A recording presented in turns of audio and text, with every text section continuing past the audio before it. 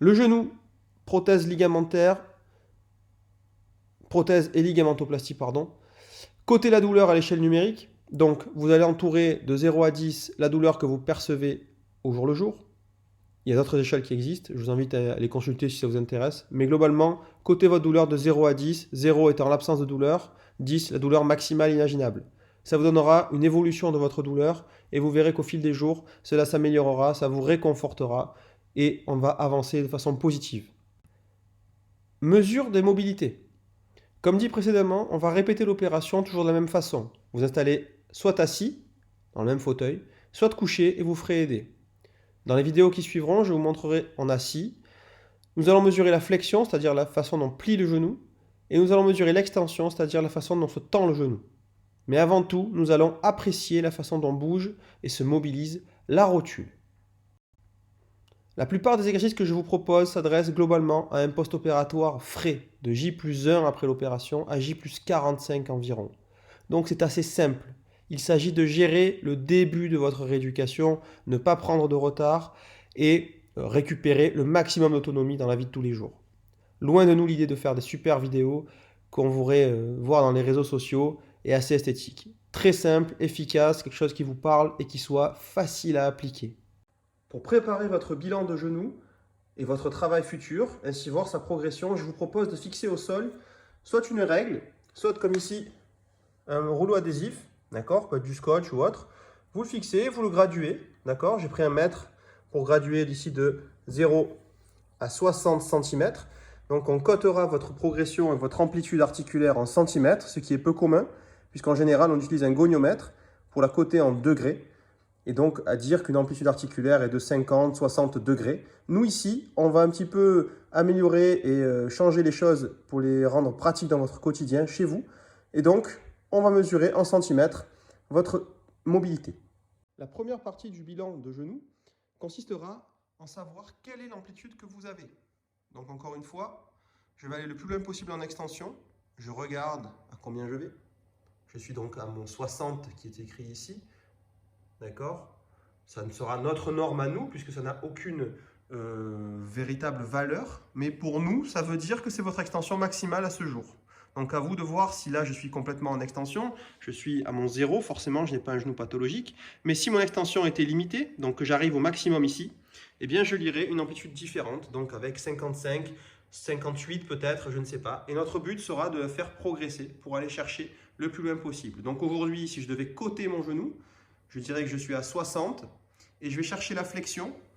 Et pour faire quelque chose d'un peu cohérent, je vais m'arrêter à 15. Donc voilà, mon amplitude du jour serait 15, 60. Voilà, j'ai bilanté mon genou, je sais où j'en suis aujourd'hui, à ce moment-là. Je le note, ça sera mon repère à moi pendant ma rééducation à domicile. Et je communiquerai ça à mon kiné pour qu'on le transforme un petit peu en données chiffrées interprétables par le kiné, par le médecin, par l'orthopédiste, mais surtout pour voir ma progression. Et j'espère qu'elle sera bonne.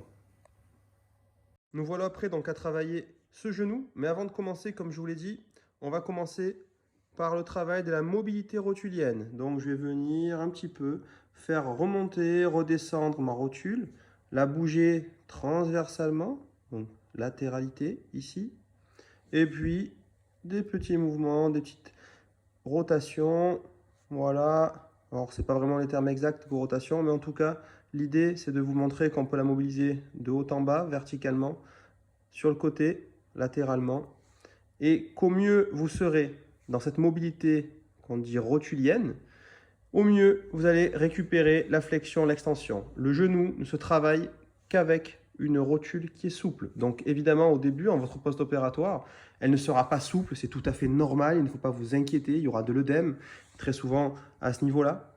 D'accord? On peut avoir aussi des empattements, on appelle ça comme ça, un empattement, un gonflement sous la rotule, c'est tout à fait normal, latéralement, selon le type de prélèvement que vous avez eu, selon le type d'opération que vous avez subi. Une arthroscopie avec deux petits trous ici, un prélèvement pour un DIDT à ce niveau-là, une prothèse avec une belle cicatrice ici.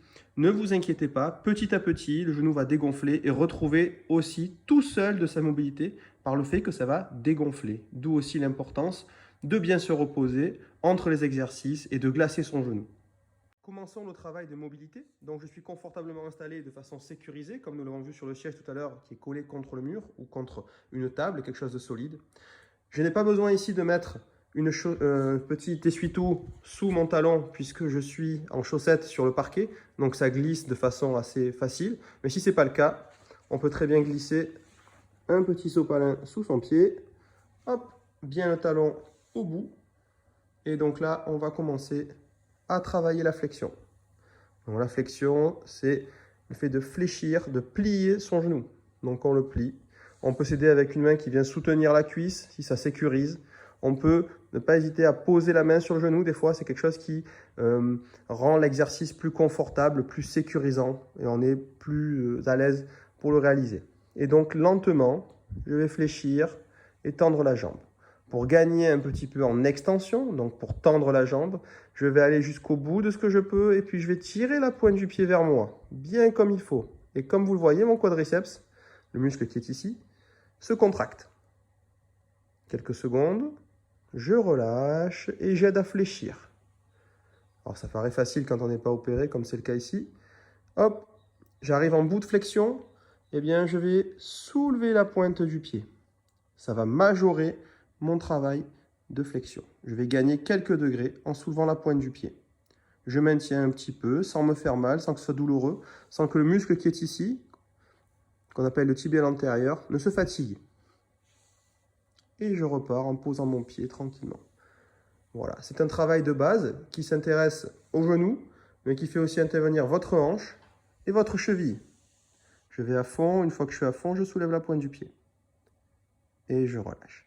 Et donc, vous avez un entretien de ce qu'on appelle tout le membre inférieur, cheville, genou et hanche, assez facilement, sans matériel, et il va falloir le répéter plusieurs fois. Ici, on vous donnera exactement un peu plus tard les normes à respecter du point de vue du nombre de répétitions ou de durée de l'exercice. Si vous avez une attelle connectée, eh bien, vous pouvez mettre l'amplitude que vous voulez obtenir sans avoir à placer au sol cette petite réglette et vous demander à travailler entre 0 degré et 90 degrés de flexion par exemple en fonction de votre protocole bien entendu. C'est un exemple que je cite ici. Si vous n'avez pas d'attelle, eh bien on travaillera avec la réglette. Vous avez été opéré du genou. Voilà très souvent la vision que vous en aurez. Bien entendu, il sera empâté, gonflé. Une cicatrice ici, si vous êtes opéré d'une prothèse de genou, avec un gros pansement peut-être. 2 trous ici pour une arthroscopie toute simple, avec un empâtement en général qui est sous-rotulien ou sus-rotulien. Idem pour un ligament croisé opéré par DIDT ou DT4 ou d'autres techniques de prélèvement. Ici, ou sur la patella, sur la rotule ici, si vous avez bénéficié d'un prélèvement différent. Des douleurs vont être retrouvées préférentiellement autour de la rotule. Elles vont varier, des fois ici, des fois là, un peu par là, etc. C'est classique. Le site du prélèvement peut être douloureux aussi, à savoir cette partie ici, comme une déchirure musculaire, surtout si vous avez eu un DIDT, un DT4, un prélèvement d'ischio-jambier.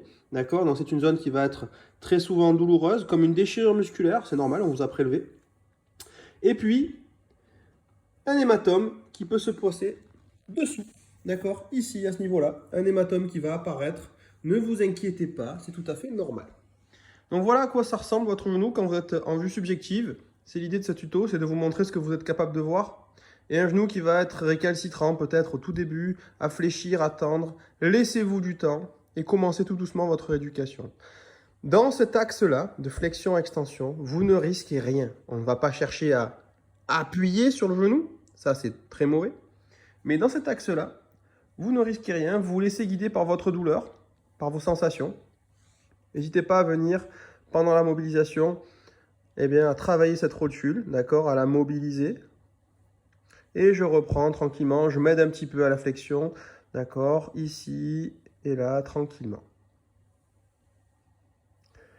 Les mouvements dans cet axe-là, il n'y a aucun souci. Les petits problèmes peuvent apparaître dans des mouvements de latéralité si vous ne respectez pas les axes. Donc on ne travaillera pas souvent comme ça, d'accord? En assis, vous ne risquez rien, mais on va privilégier non pas un travail comme ça, mais un travail bien dans l'axe, très propre. Laissez-vous guider, de toute façon votre genou trouvera son axe de travail, d'accord? Ça ne sert à rien de le forcer, de le brusquer à forcément prendre un rail. Si c'est un petit peu en décalé, c'est un petit peu en décalé, mais globalement, on respectera cet axe-là. Les latéralités, ce sera pour plus tard. Rien n'empêche de venir aussi travailler un petit gain de flexion ou un travail de cheville associé. D'accord? Ça fera du bien à votre mollet qui va être recruté et qui drainera aussi une partie de la stase veineuse qui peut s'installer, ou lymphatique d'ailleurs, et de l'œdème.